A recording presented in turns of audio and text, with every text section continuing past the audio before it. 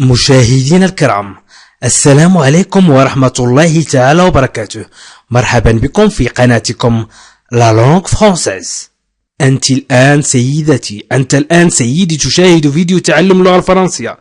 إذا من أراد مشاهدة برنامج تعلم اللغة الفرنسية في 3 أشهر فلينزل إلى أسفل الفيديو وليضغط على لا لونغ فرانسيز، وسيجد جميع قوائم تعلم اللغة الفرنسية للمبتدئين، سواء القواعد أو تعلم اللغة الفرنسية للمبتدئين بالصوت والصورة، أو الحوارات، أو تطوير مهارة الاستماع والنطق اللغة الفرنسية.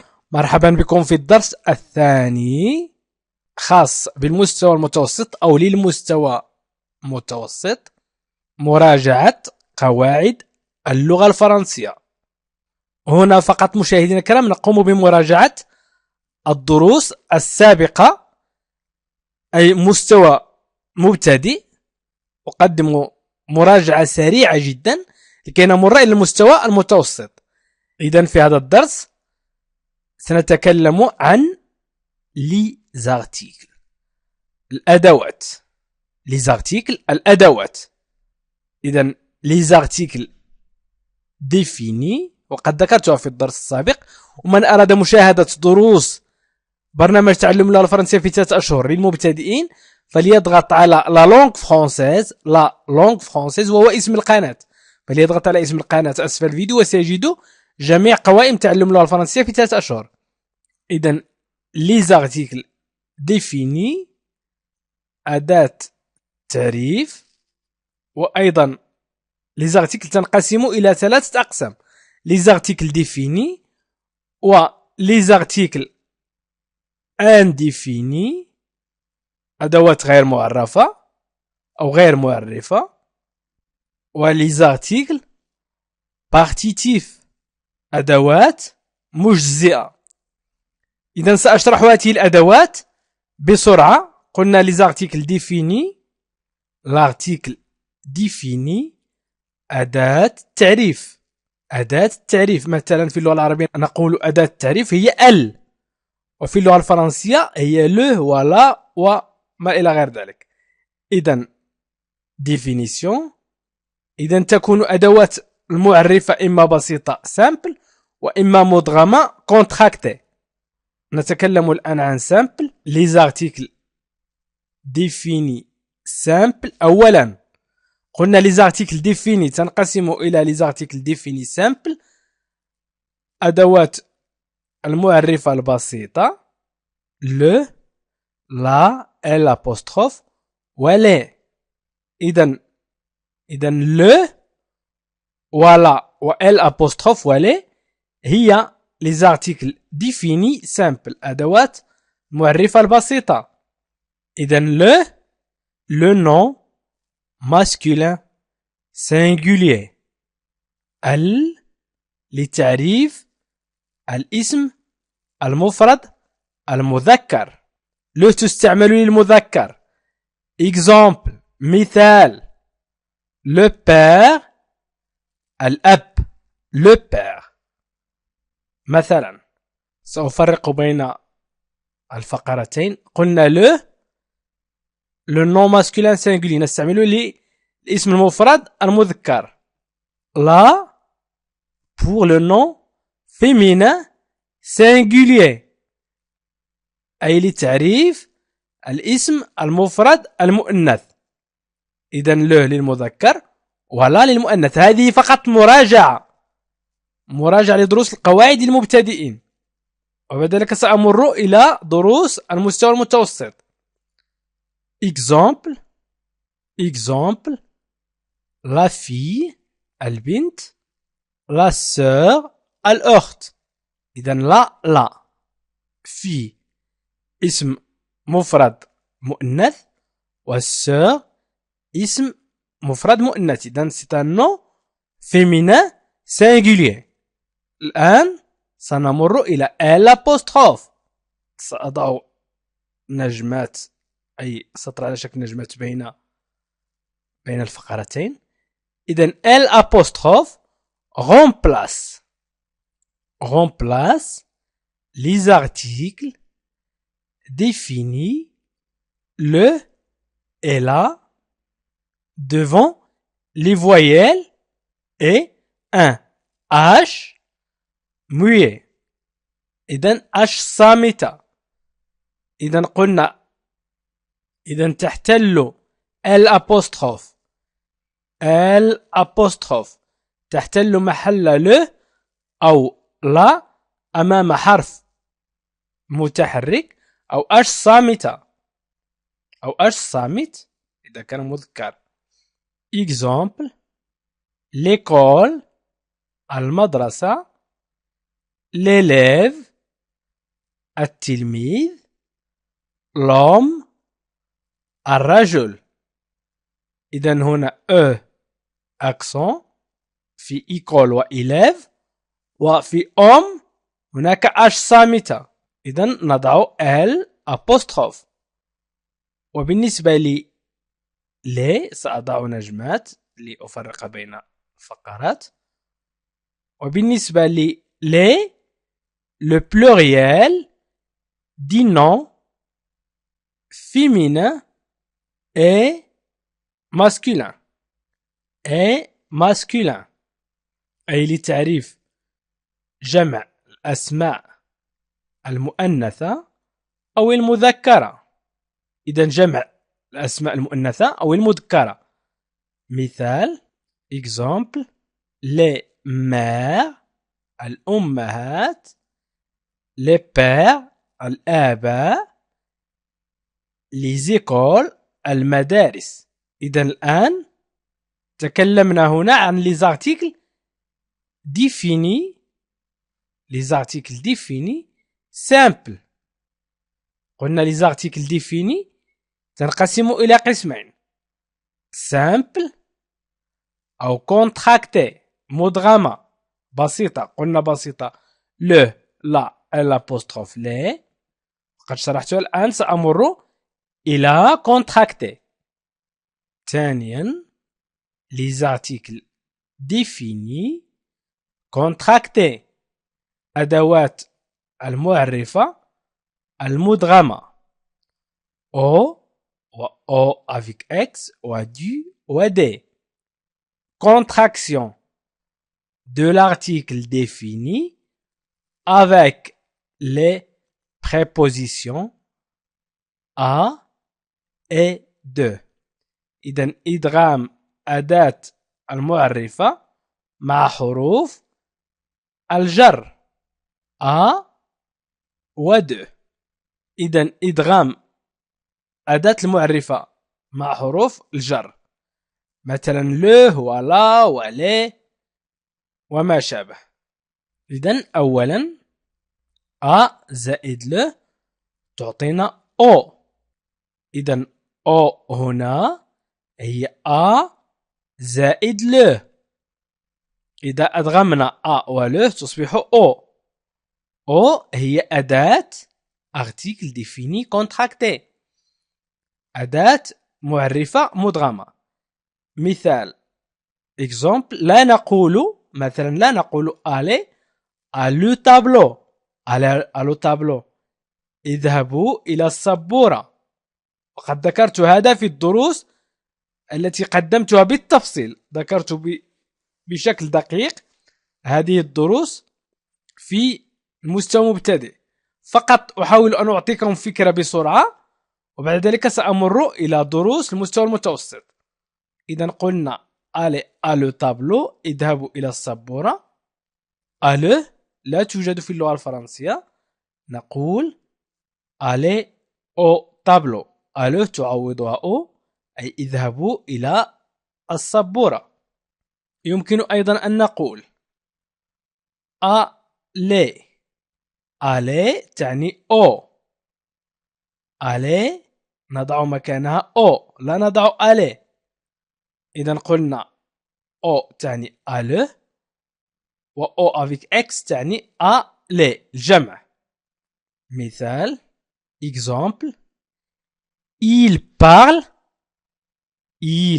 parle à les élèves.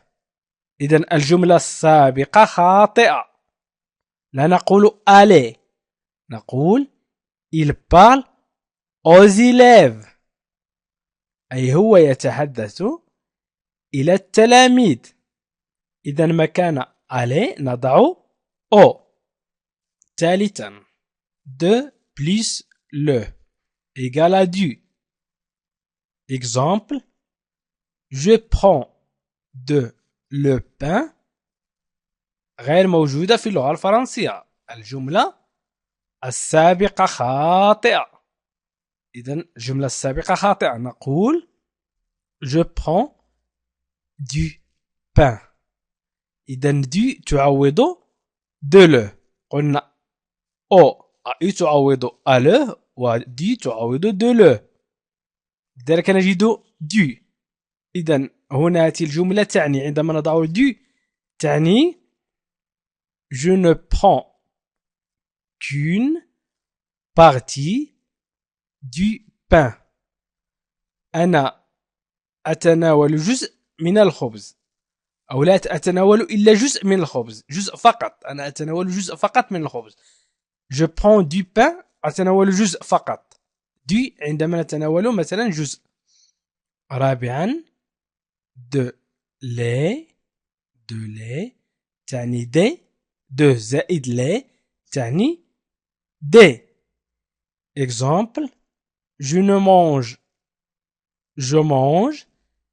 des fruits.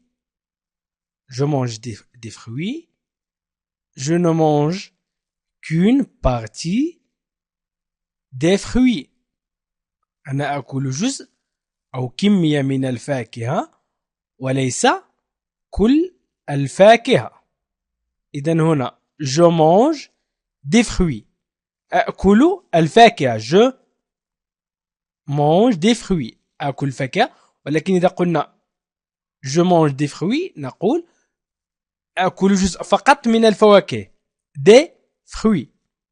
remarque ملحوظة remarque ملحوظة a plus la أو de plus la أو a plus l apostrophe أو de plus l apostrophe لا يدغمون. يعني هذه العبارات هي صحيحة ولا تعوض بأي شيء. مثلا نقول je vais à la maison أو à l'école. je vais à la maison أو à l'école. le livre de la fille de l'élève. je vais à la maison. je vais à la maison لم نعوضها بأي شيء و à l'école لم نعوضها بأي شيء و de la fille لم نعوضها بأي شيء و de l'apostrophe لم نعوضها بأي شيء. إذن شرحت لكم هنا les articles définis simple و contracté. سأمر إلى les articles indéfinis. إذن les articles indéfinis الأدوات غير معرفة. les articles indéfinis sont un, une, des. 1 pour le masculin singulier للمفرد المذكر. مثال un livre كتاب للمفرد المذكر. un تستعمل المفرد المذكر. و une ثانيا une pour le féminin singulier أي للمفرد المؤنث. pour le féminin singulier المفرد المؤنث. مثال une règle مسطرة. une règle مسطرة. ثالثا des pour le pluriel للجمع بنوعه. مثال des livres كتب أو des règles مسطرة. قلنا un livre des livres الجمع. une règle des règles. الفرق بين un و le. قلنا هنا les articles indéfinis هي un, une, des. les articles définis هي la, le, الابوستروف لي. إذا الفرق هو أن هنا un و une و des نقول مثلا un livre كتاب، لا نقول الكتاب. وإذا قلنا le livre نقول الكتاب. le livre الكتاب معرف ومعروف ما هو من هو الكتاب. وإذا قلنا un livre كتاب غير معروف، كتاب من الكتب. إذا un نستعمله عندما يكون غير معرف غير معروف. une règle مسطرة، ولكن إذا قلنا la règle نقول المسطرة. إذا معروفة المسطرة. سأعطيكم ملاحظة، remarque، ملاحظات dans une phrase négative. De remplace un, une, des. Dans une phrase négative, de remplace un, une, des. إذن في سأترجم هذا في جملة النفي de تحل محل un و une و des. سأعطيكم مثال. J'ai un crayon. لدي قلم رصاص. Je n'ai pas de crayon.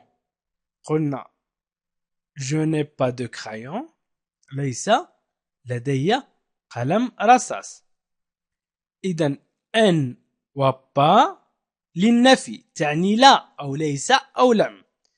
إذا استعملنا النفي ne pas مثلا نقول نستعمل deux crayons وليس un crayon. J'ai un crayon, je n'ai pas de crayon. أو j'ai une règle لدي مسطرة أو قاعدة مسطرة نقول je n'ai pas de règle. ليس لدي مسطرة أو ليس لدي قاعدة. إذن de عوضت une في النفي عندما نكتب جملة النفي.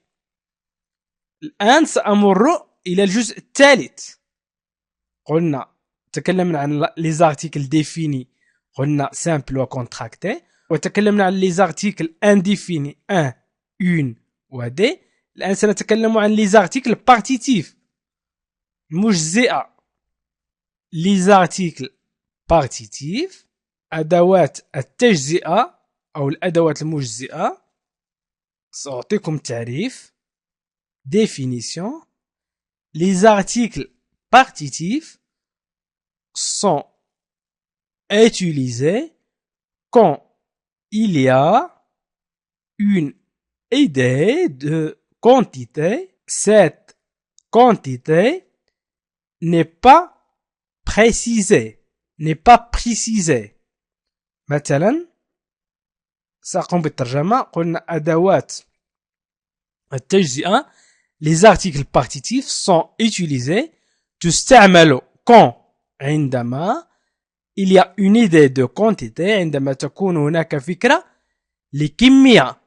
هذه الكمية تكون غير محددة.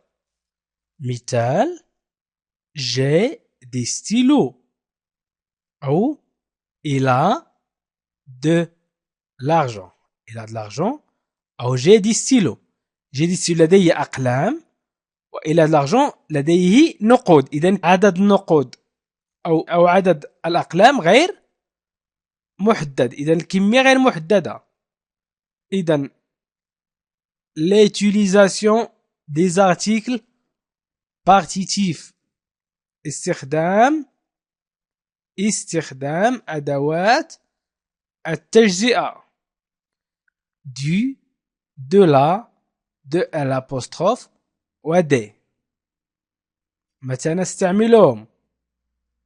إذن du pour le nom masculin singulier أي للاسم المفرد المذكر.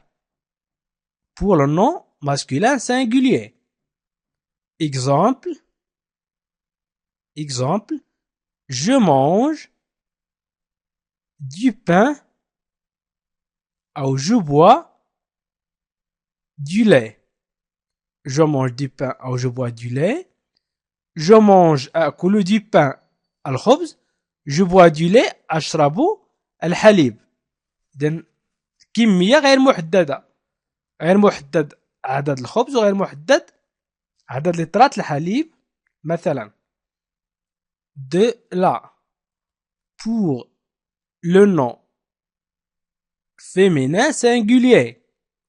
إذا du لي قلنا du للاسم المفرد المذكر pour le nom masculin singulier و de la pour le nom féminin singulier. إذا للمؤنث de la للاسم المفرد المؤنث.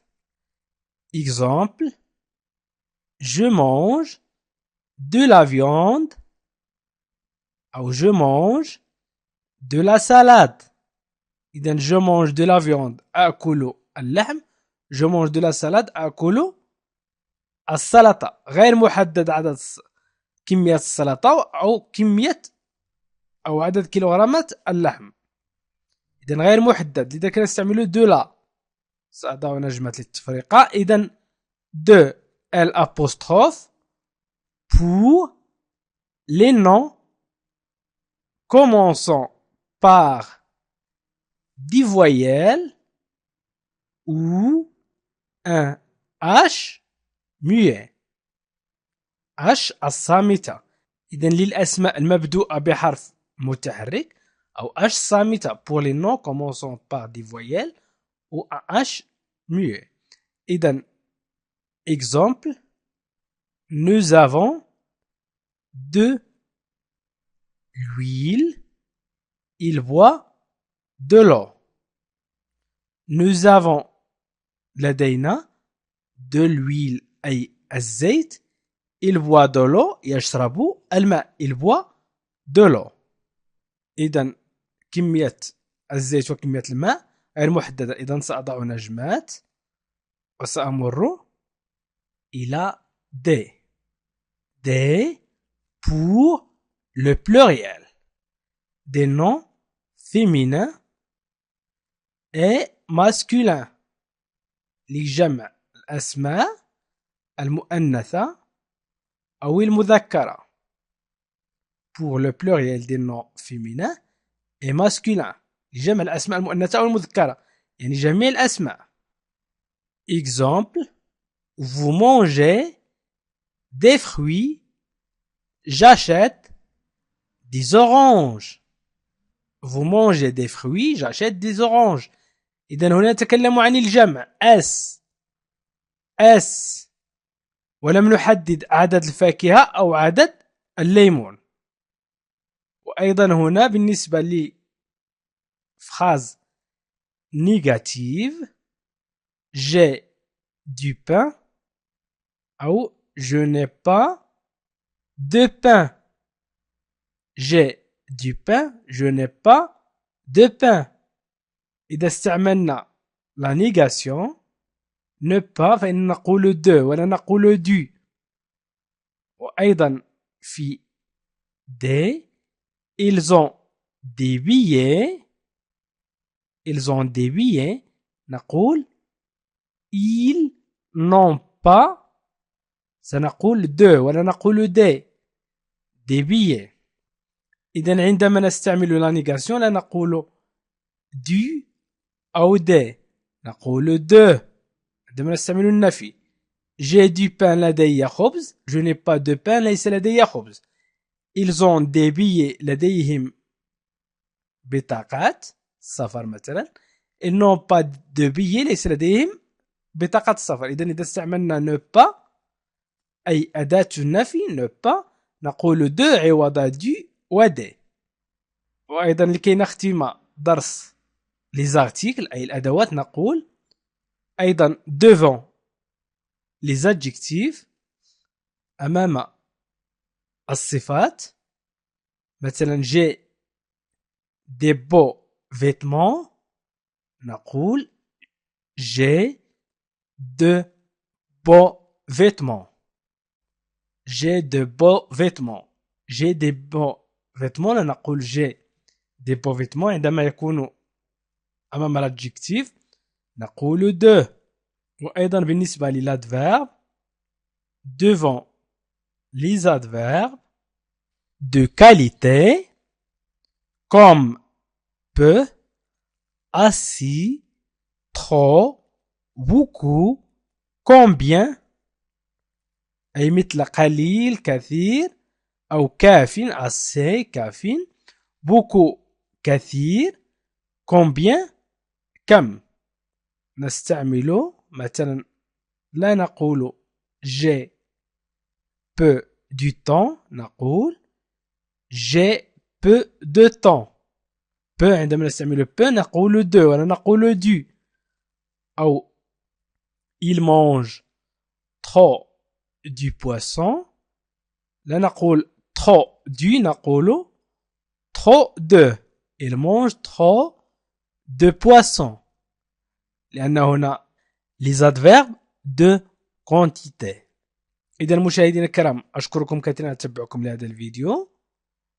أريد أن أقول لكم أن ملخص لزارتيكل هذا الدرس ملخص جدا وسيساعدكم على تعلم المستوى المتوسط. وذكرنا فيه لزارتيكل أدوات لزارتيكل ديفيني لزارتيكل انديفيني ولزارتيكل بارتيتيف. وذكرنا في الدرس السابق الأسماء والأفعال ولي برونون بيرسونيل. إذا مشاهدينا الكرام أحاول أن أبسط لكي أمر إلى المستوى المتوسط. هذه فقط مراجعة للدروس السابقة. ومن أراد مشاهدة الدروس مشاهدينا الكرام يمكنه الضغط على لا لونغ فرونسيز وسيشاهد جميع الدروس. وشكرا لكم وإلى لقاء آخر فيديو آخر إن شاء الله. مشاهدينا الكرام السلام عليكم ورحمة الله تعالى وبركاته. مرحبا بكم في قناتكم لا لونغ فرونسيز. أنت الآن سيدتي أنت الآن سيدي تشاهد فيديو تعلم اللغة الفرنسية. إذا من أراد مشاهدة برنامج تعلم اللغة الفرنسية في 3 أشهر فلينزل إلى أسفل الفيديو وليضغط على لا لونغ فرونسيز وسيجد جميع قوائم تعلم اللغة الفرنسية للمبتدئين سواء القواعد أو تعلم اللغة الفرنسية للمبتدئين بالصوت والصورة أو الحوارات أو تطوير مهارة الاستماع والنطق اللغة الفرنسية. وأيضا يمكن أن تشاهد القصص الفرنسية مترجمة إلى اللغة العربية. إذا سيدتي سيدي لا تبخل على نفسك بتعلم اللغة الفرنسية.